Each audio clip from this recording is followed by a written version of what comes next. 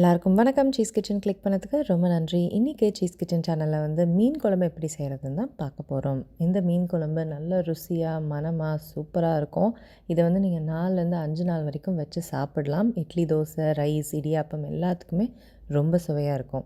இதை எப்படி செஞ்சேன் அப்படின்னு பார்க்குறதுக்கு முன்னாடி மறக்காமல் சீஸ் கிச்சனுக்கு சப்ஸ்கிரைப் பண்ணுங்கள், லைக் பண்ணுங்கள், உங்கள் நண்பர்களுக்கும் இந்த வீடியோ ஷேர் பண்ணி விடுங்க. இப்போ வாங்க வீடியோக்குள்ளே போகலாம். முதல்ல மிக்சியில் நம்ம சில இன்க்ரீடியன்ட்ஸ் அரைச்சிக்க போகிறோம். தேங்காய் துருவல் சேர்க்குறேன், சின்ன வெங்காயம் சேர்க்குறேன், பெப்பர் சேர்க்குறேன், முழு பெப்பர், இஞ்சி சேர்க்குறேன், கருவேப்பிலை சேர்க்குறேன். இப்போ தண்ணி சேர்த்து இது எல்லாத்தையும் நல்லா மையாக அரைச்சிக்க போகிறேன். இதை பாருங்கள், இந்த மாதிரி மையாக திக்காக அரைச்சிக்கணும். இப்போ மீன் குழம்பு செய்ய ஆரம்பிச்சிடலாம். கடாயில் எண்ணெய் சேர்க்குறேன். தேங்காய் எண்ணெய் சேர்த்துக்கோங்க, அதுதான் சூப்பராக சுவை கொடுக்கும். மீன் குழம்புனா தேங்காய் எண்ணெய் தான். அதில் கடுகு சேர்த்துக்கிறேன். கடுகு பொரிய ஆரம்பிச்சிருச்சு. இப்போது வெந்தயம் சேர்க்குறேன். அதுக்கப்புறம் சின்ன வெங்காயம் சேர்க்குறேன். சின்ன வெங்காயம் சேர்த்தா ரொம்ப சுவையாக இருக்கும். அதுக்கப்புறம் கருவேப்பிலை சேர்க்குறேன். பூண்டு சேர்க்க மறந்துட்டேன். ஸோ அதனால் பூண்டு வந்து இந்த ஸ்டேஜில் சேர்த்துக்கோங்க. ஒரு 10 பூண்டு பல் நீட்டமாக நறுக்கி சேர்த்தா சூப்பராக இருக்கும். இப்போ வெங்காயம் நல்லா வதங்கிருச்சு. இப்போ இதில் வந்து சில்லி பவுடர் சேர்க்குறேன்,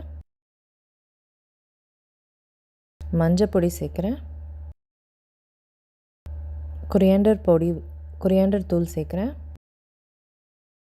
அதுக்கப்புறம் வெந்தய பொடி சேர்க்குறேன், அப்புறம் உப்பு சேர்க்குறேன்.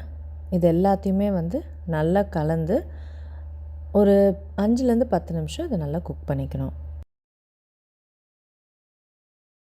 10 நிமிஷம் ஆயிடுச்சு. இப்போ இதில் வந்து புளி தண்ணி சேர்க்குறேன். அதுக்கப்புறம் தண்ணி சேர்க்குறேன். இதில் அரைச்ச இந்த தேங்காய் விழுதை சேர்க்குறேன். இந்த இன்க்ரீடியன்ட்ஸ் எல்லாமே சேரும்போது செம்ம மணமாக இருக்குங்க. கிச்சனில் சூப்பராக இருக்கும். இப்போ எல்லாத்தையும் சேர்த்தாச்சு, எல்லா இன்க்ரீடியன்ட்ஸையும் சேர்த்தாச்சு. இதை இப்போ நல்லா கொதிக்க விட போகிறோம்.